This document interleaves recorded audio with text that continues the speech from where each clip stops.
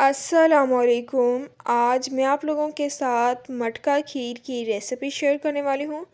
ईद की special recipe है। बहुत ही ज़्यादा मज़े की जो है हमारी मटका खीर बनकर तैयार होती है। तो चलें अपनी इस रेसिपी को स्टार्ट करते हैं। मटका खीर तैयार करने के लिए चीज़ें ले लिए। 7 से 8 अदद हमने काजू ले लिए।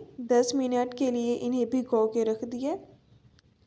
चावल ले लिए, इन्हें जो है आधा घंटा भिगो के रख दिए ताकि चावल सॉफ्ट हो जाए। 1.5 कप मिल्क का ले लिए। 8 टीस्पून शुगर ले लिए। 1 टीस्पून नारियल का पाउडर ले लिए। हाफ टी स्पून इलायची पाउडर। ग्राइंडर मशीन ले लिए। चावलों में से जो है हमने पानी निकाल लिया। चावल इसमें ऐड कर देंगे। काजू को जो हमने 10 मिनट भिगो के रखा था वो इसमें ऐड कर देंगे। चावल और काजू का जो है हमने पेस्ट बना लेना है। 4 टीस्पून हमने इसमें दूध के ऐड कर दिए हैं। चावल और काजू का जो है पेस्ट बनकर तैयार हो गया है।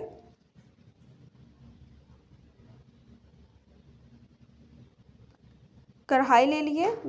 1.5 कप जो हमने मिल्क लिया है वो इसमें ऐड कर देंगे।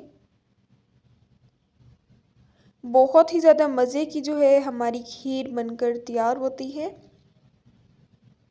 इलायची पाउडर मैं ऐड कर दूंगी।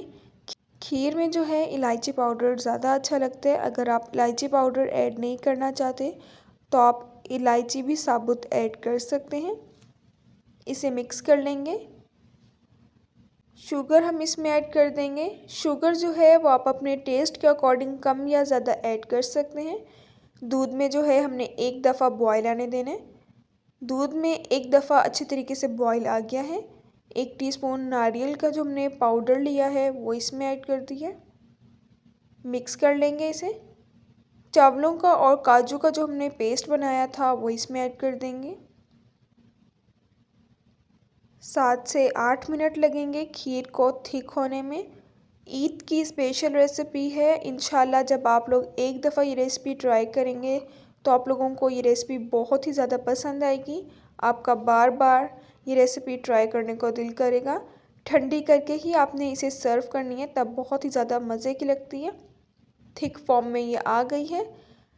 2 टीस्पून मैं इसमें देसी घी के ऐड कर दूंगी। देसी घी डालने से काफ़ी अच्छा फ्लेवर आ जाता है। अगर आपको देसी घी अच्छा नहीं लगता तो आप कुकिंग ऑयल भी ऐड कर सकते हैं। इसे मिक्स कर लेंगे। मज़ेदार सी जो हमारी मटका खीर है वो तैयार हो गई है। इसको मैं अब डिश आउट करती हूँ।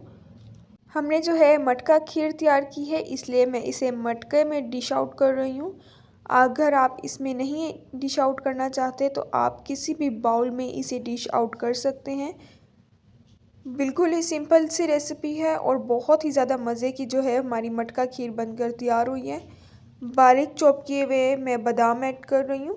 अगर आप कोई और ड्राई फ्रूट ऐड करना चाहते हैं तो आप कोई और ड्राई फ्रूट भी ऐड कर सकते हैं।